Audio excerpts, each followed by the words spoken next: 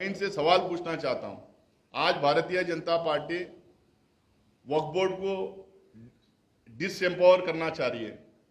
Miss information campaign पूरे देश भर में चलाई कि वक्फ बोर्ड के पास इतनी संपत्ति हो गई, वक्फ बोर्ड किसी भी जगह को वक्फ बोर्ड बोले कि हमारी जगह है तो उनकी हो जाएगी और ट्रिब्यूनल का डिसीजन फाइनल है।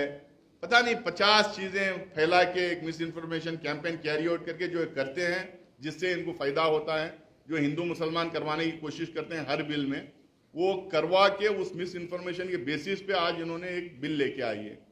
अब वो बिल में जेपीसी में हम जब सवाल कर रहे हैं उनसे कि भाई इसमें ये कैसा क्लॉज आया, ये सेक्शन कैसा आया, आप जो ये कैंपेन चला रहे हैं इसके ऊपर आप जवाब दीजिए, तो एक भी जवाब सरकार के पास है नहीं। इसमें जब ऐसी बिल आई है जो किसी एक कम्युनिटी को अपने रिलीजियस इंस्टीट्यूशन को मॉनिटर करना, एडमिनिस्टर करना का जो पावर और जो फ्रीडम हमें कॉन्स्टिट्यूशन में दिया गया है, इक्वलिटी बिफोर लॉ दिया गया है, तो आज ये एक कम्युनिटी के साथ हो रहा है तो कल दूसरी कम्युनिटी के साथ होगा। आज वक्फ बोर्ड जो रिलीजियस एक्टिविटी सेंटर्स का जो एक बोर्ड है उसको डिसमेंटल करना, उसको कमजोर करना, उसमें विवाद खड़ा करना, ये जो हरकतें एक के साथ कर रहे हैं कल इसी तरह से दूसरे के साथ भी होगा, क्योंकि इक्वालिटी बिफोर लॉ होगा। तो आप इसमें मजहबी चीजों में इंटरफियर करना शुरू करेंगे तो फिर हर मजहब के निजी मामले में इंटरफियर करने की बात आएगी।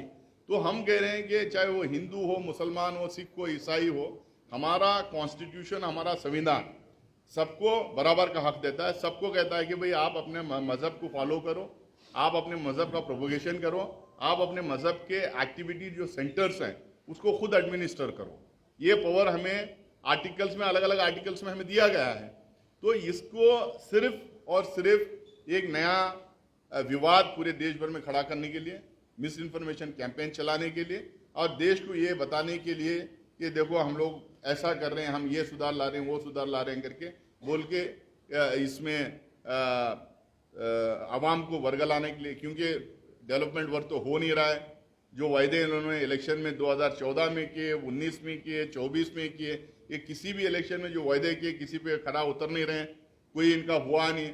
ना 2 करोड़ नौकरियां के मतलब 20-22 करोड़ नौकरियां देना चाहिए थे, ना नौकरियां हुए, ना 15 लाख रुपए आए, ना बुलेट ट्रेन आए, ना स्मार्ट सिटीज बने, ना वो हर शख्स, हर आदमी के सर पे जो छत आएगी ना वो आए, ना किसानों की आय दुगनी हुई।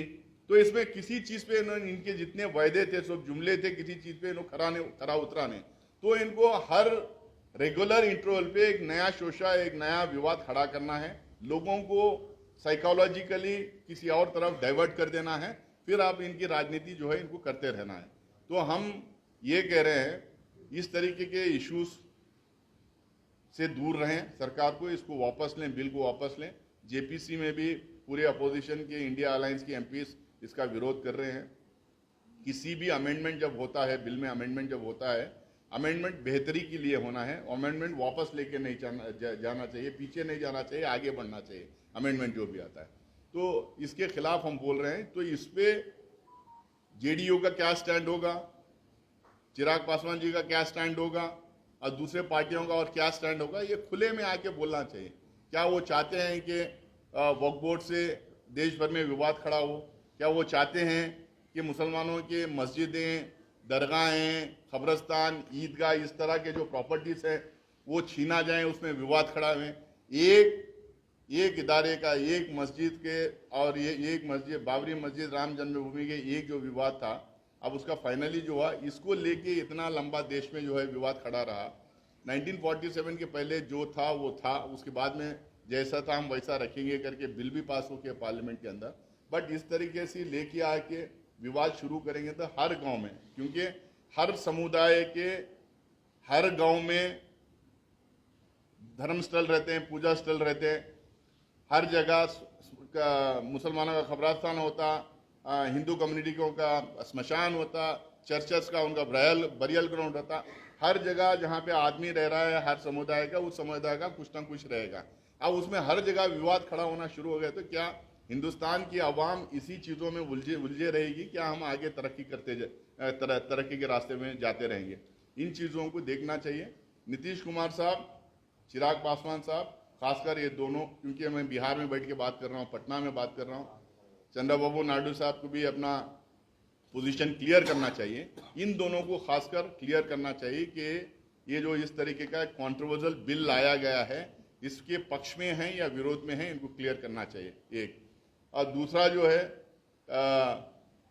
ये राहुल गांधी जी जो बाहर जाके बात कर रहे हैं, अलग अलग यूनिवर्सिटीज में बुलाया